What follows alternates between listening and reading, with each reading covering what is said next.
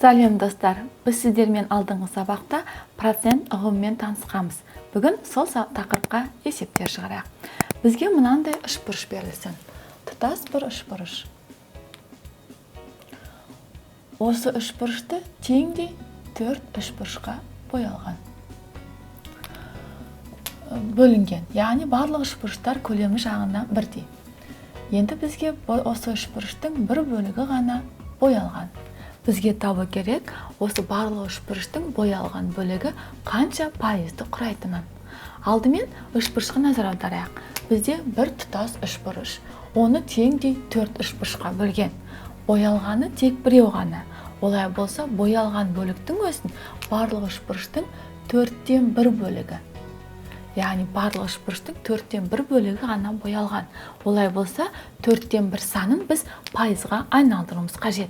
Олай болса, яғни бөлшектің бөлімі 4-тің орнын 100-ге келтіруіміз керек. Яғни 100-ді 4-ге бөлсек, бөлімін 25-ге көбейтеміз деген сөз. Олай болса, алымын да 25-ге көбейтеміз. Сонда 4-ті 25-ге көбейтсек 100, алымын да 25.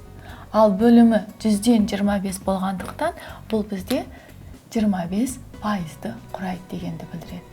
Яғни берілген үшбұрыштың боялған бөлігі 25 пайызды құрайды деген сөз. Сонда барлық үшбұрыштар әрқайсысы жеке-жеке 25 пайызды құрап, тұтас бір үшбұрышты 100 пайыз құрайды деп қарастыруға болады. Келесі енді екінші тапсырма бізде берілген пайыздарды ондық бөлшек түрінде жазуымыз керек. Берілген пайызымыз 10 пайыз, 25 пайыз, және 75 пайыз, және 130 пайыз берілсін. Осы сандардың барлығын ондық бөлшек түрінде жазуымыз қажет. Яғни 10 пайызды біз ондық бөлшек түрінде жазу үшін 10-ды алымына жазып, бөліміне 100-ді жазатынбыз. Бұл жердегі 10-ның 1 нөлдері қысқарып, бізде қалады 10-нан 1. Ал 10-нан 1 дегеніміз ондық бөлшек түрінде 0,1-ге тең. Яғни 10 пайызы 0,1 санға тең деген сөз. Ал 25 пайызын қарастырсақ, бұл жерде 25 сан бөлшектің алымына, бөліміне 100-ді жазамыз. Сонда ондық бөлшек түрінде 0,125-ті құрайды. Келесі 75 санын қарастырайық. 75 пайыз. 75-ті бөлшектің алымына, бөліміне 100-ді жазамыз. Яғни бұл сандардың барлығын ондық бөлшек түрінде жазу керек. 0,175-ге тең. Яғни 75 пайыз ондық бөлшек түрінде 0,175-ге тең. Келесі бізде 130% бар. Яғни 130% дегеніміз 130-ді бөлшектің алымына, бөліміне 100-ді жазамыз. Бұл жердегі соңғы нөлдері қысқарады, қалады 10-нан 13. 10-нан 13 дегеніміз бізде ондық бөлшек түрінде 1,3-ге тең. Енді келесі бізде тағы да мынандай проценттер берілсін, оны жай бөлшекке айналдыру қажет. Бұл бізде үшінші тапсырмамыз. Берілген проценттер 5%, 20%, 80%, және 300% болсын. Осылардың барлығын біз жай бөлшек түрінде жазуымыз қажет. Яғни 5% ереже бойынша жазамыз, бөлімінде 100, алымында 5. Бұл жерде 100 бен 5 екеуі де 5-ке қысқарып, алым бөлімінде 20 қалады. Яғни жай бөлшек түрінде 20-дан 1-ге тең. 5 пайызымыз 20-дан 1 бөлшегіне тең. Келесі 20 пайызын қарастырамыз. Бұл жерде бөлшектің бөлімін 100-ге келтіреміз, алымына 20-ны жазамыз. 20 мен 100 екеуі де 20-ға қысқарады, алымында 1, бөлімінде 5 қалады. Яғни 20 пайызымыз 5-тен 1 жай бөлшегіне тең. Келесі 80 пайызды қарастырайық. 80%-іміз жай бөлшек түрінде жазу үшін алымына 80, бөліміне 100 пайызды жазамыз. Сонда 80 мен 100-дің 1 нөлдері қысқарады, қалады 10-нан 8. 10 мен 8 тағы қысқарады екеуі де, алымында 4, бөлімінде 5 қалады. Сонда 80% жай бөлшек түрінде 5-тен 4-ке тең. Келесі 300% қарастырайық. 300%. Бұл жерде бөлшектің бөліміне 100-ті жазамыз, алымына 300-ті жазамыз. 300-ді 100-ге бөлсек, бізде қалады 3. Яғни 300%-іміз 3-ке тең деген сөз. Келесі енді 4-ші тапсырма бізде берілсін. Бөлшек сандар барлығын пайыз түрінде жазуымыз керек. Мысалы 100-ден 3, 100-ден 91, немесе 2-ден 1, және берілсін 15-ден 9. Осылардың барлығын пайыз түрінде жазуымыз қажет. Алдымен 100-ден 3-ті қаратын болсақ. 100-ден 3. Бұл жерде бөлшектің бөлімі 100 болғандықтан, бірден тек 3-ті 3% деп жаза аламыз. Дәл солай, 100-ден 91. Бөлшектің бөлімі 100-ге тең болғандықтан, 91% деп жазуға болады. Ал енді келесі 2-ден 1-ті қарастырайық. 2-ден 1.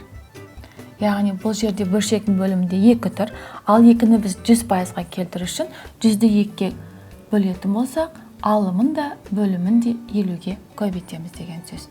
Сонда бөлімі 100-ге тең болады, алымы 50.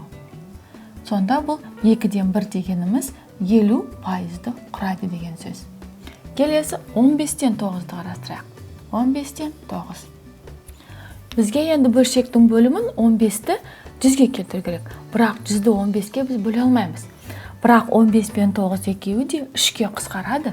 Қысқартатын болсақ, бөлімінде 5, алымында 3 қалады. Сонда бұл тең болады 5-тен 3-ке. Олай болса, 5-тен 3-ті біз 100%-ға келтіре аламыз. Яғни алымында бөлімінде 20-ға көбейтеміз. 3-ті де көбейтеміз 20-ға. Сонда бөлімінде 100-ден, ал алымында 60. Яғни 15-тен 9 дегеніміз 60%-ды құрайды деген сөз. Келесі енді бізге мынандай тапсырма берілсін. 5-ші тапсырма. 1% 4-тен 3-ке тең. Ал осының 100%-ы қандай санды құрайды? Соны табуымыз керек. Бұл жердегі 1%-ы 4-тен 3-ке тең. Ал бізге 100%-ы қандай санды құрайтынын табуымыз қажет. Яғни 100%-ы белгісіз x. Осы айнымалы x-ті табуымыз қажет. Бұл жерде біз x-ті табу үшін бұрынғы әдет бізде 1%-ды x-ге көбейтіп, ал 100%-ды 4-тен 3-ке көбейтіп, x әдісімен шығарамыз. Олай болса, x-іміз тең болады. Яғни алымында 4-тен 3-ті көбейтеміз 100-ге, бөлеміз 1%-ға деген сөз. Сонда бұл жердегі пайыз есептері қысқарып кетеді, тек қана сан қалады. Яғни 4-тен 3-ті 100-ге көбейтіп 1-ге бөлсек, бәрібір 4 пен 3-ті көбейтіп 100-ге дегенге тең. 4 пен 100 қысқарады 4-ге, бөлімінде 1, алымында 25. 25-ті 3-ке көбейтетін болсақ, 75 санына тең. Яғни 1%-ы 4-тен 3 болатын 100%-ы сол санның 75-ке тең екен. Келесі тағы да осыған ұқсас, 1%-ымыз тең болсын 25-тен 9-ға. Табу керек осы санның 100%-ын. Яғни пайызды пайыздың астына жазамыз, ал белгісіз x-ті санның астына жазамыз. Бұл жерде де x-тің мәнін табу үшін 100 бен 25-тен 9-ды көбейтіп 1-ге бөлгенге тең. Яғни бөлшектің бөліміне 1-ті жазбай-ақ, 1-ден 25-тен 9-ды көбейтеміз 100-ге. Бұл жерде 25 пен 100 екеуі 25-ке қысқарады, бөлімінде 1, алымында 4 қалады. 4 жердегі 9-ым 36-ға тең. Яғни 1%-ы 25-тен 9-ға тең болатын, берілген сан 100%-ы 36-ға тең деген сөз. Енді келесі мынандай тапсырма берілсін. 2%-ы 1,8-ге тең. Осы санның 100%-ы қаншаға тең? 100%-ын табуымыз қажет. Яғни x белгісіз. Енді x-ті табу үшін x тең 1,8ді 100-ге көбейтіп 2-ге бөлгенге тең. Бұл жердегі 2% бен 100%-ның пайыздық таңбалар қысқарып кетеді, тек қана натурал сан қалады. Олай болса 1,8 бен 2-ні қысқартатын болсақ, бөлімінде 1, алымында 0,9 қалады. Ал 0,9-ді 100-ге көбейтсек 90-ға тең. Сонда берілген санның 1,8 2%-ді құралса, онда ол санның 100%-ы 90 санына тең деген сөз.